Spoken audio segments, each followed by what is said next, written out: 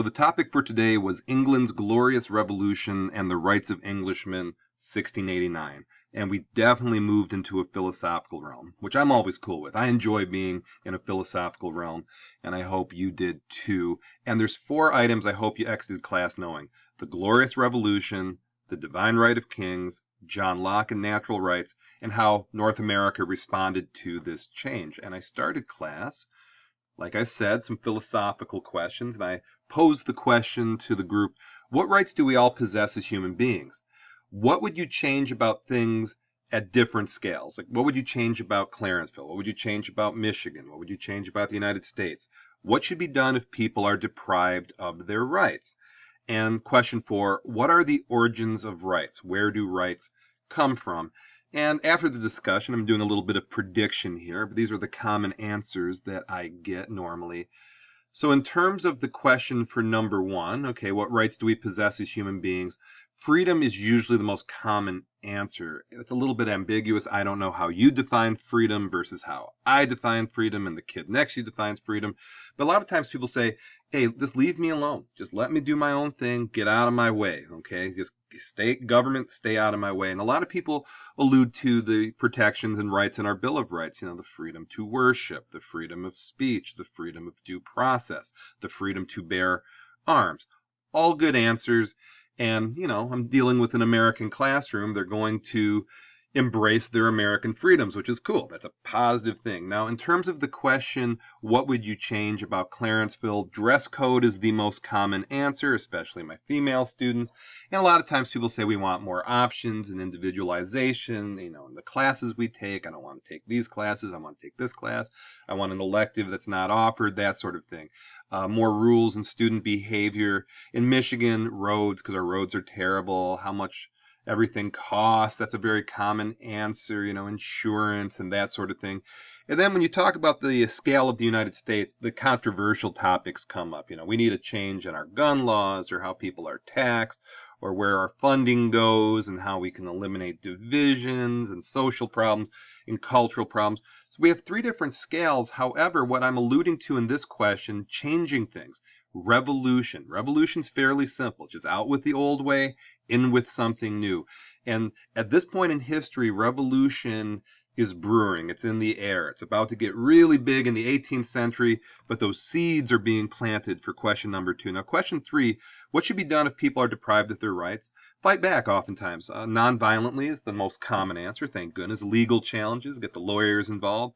Change your politicians. If politicians aren't giving you what you want, get rid of them, put somebody new in. Some advocate for violence if things get too bad, and there might be a time and a place for violence, you know, philosophical assertion. But when things are bad, most people say fight back. Very few people say, I'm just going to take my lumps and not try to change anything.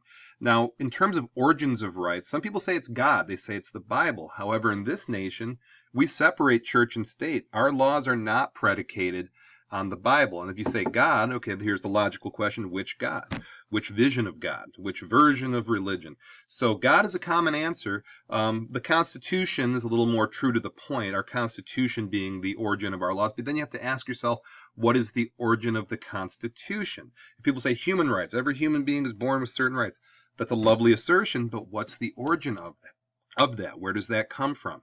And then oftentimes people say, hey, you know, rights originate from what the people want. Okay, that's a fairly new idea. That's called popular sovereignty. Okay, so these discussion questions hopefully primed your brain into the history of what was to come. And it was about the Enlightenment. Okay, so if you look at the United States, if you go back to these questions, the Enlightenment, the rights we possess, the changes that took place, what should be done, all of this applies to this movement, this thinking, this philosophical movement called the Enlightenment. And I'm not going to do justice in a short video, but the Enlightenment was essentially a movement that emphasized reason, liberty, progress, tolerance, fraternity, constitutional government, separation of church and state. If that sounds American to you, it's because it is American. Now, John Locke was the philosopher most emphasized in your book, and I'm going to give you a little flavor of the Enlightenment to show you what I'm talking about. But he said, education begins the gentleman, but reading good company and reflection must finish him. That's a lovely sentiment. That basically our education is outside of a classroom. We continue to learn. But in terms of the historical aspect of John Locke, his idea on natural rights, John Locke had this idea, okay, of natural rights, and it's a political philosophy that maintains that individuals have an inherent right found in nature and preceding any government written law to life and liberty. If you look at our Declaration of Independence, it is classic John Locke. It is classic Enlightenment.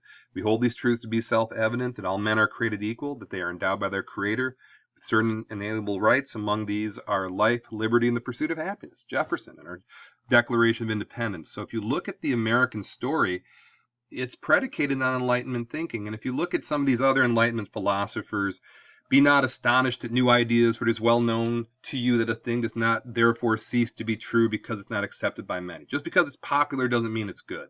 A wise man proportions his beliefs to the evidence. David Hume, there's me at his tomb, the tomb of Hume. It's a little Dr. Seussy, I get that. But it's true. A wise man proportions his beliefs to the evidence, okay? Although modesty is natural to man, it is not natural to children. Modesty only begins with the knowledge of evil. Rousseau is saying, kind of tap into that area of being a kid and the possibilities of this. So there's a bunch of these philosophers. You'll notice they're European and American. Adam Smith, the Wealth of Nations, which is probably the economic foundation of America.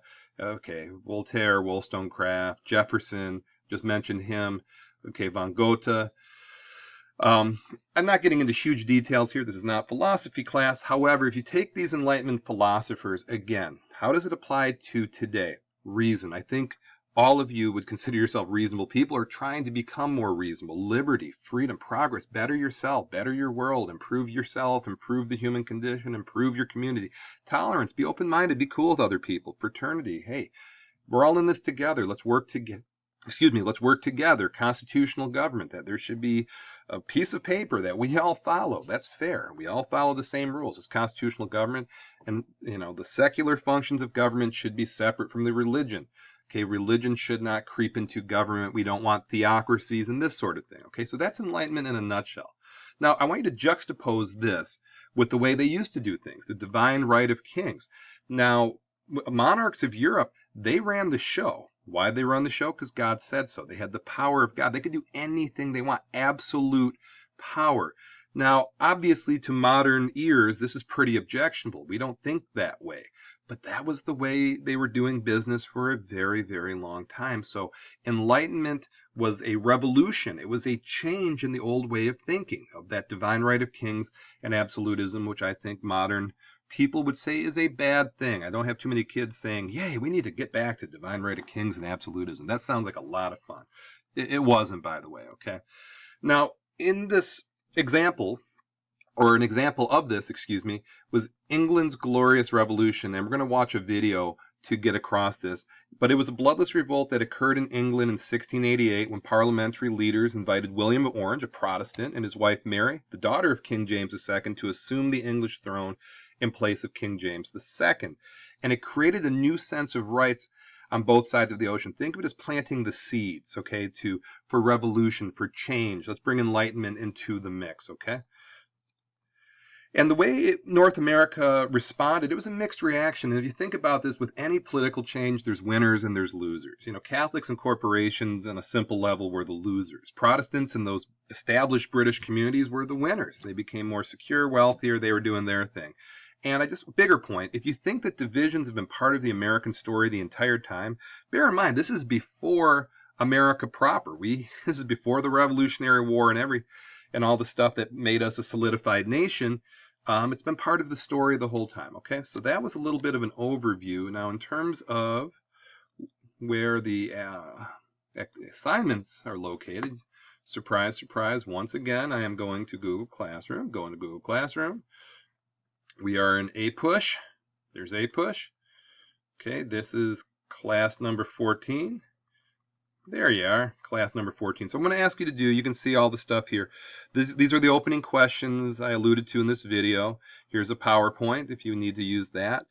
There's the video that we watched. If you were absent, please watch this video. And this is the assignment. Pretty straightforward. And break down what you saw in the video.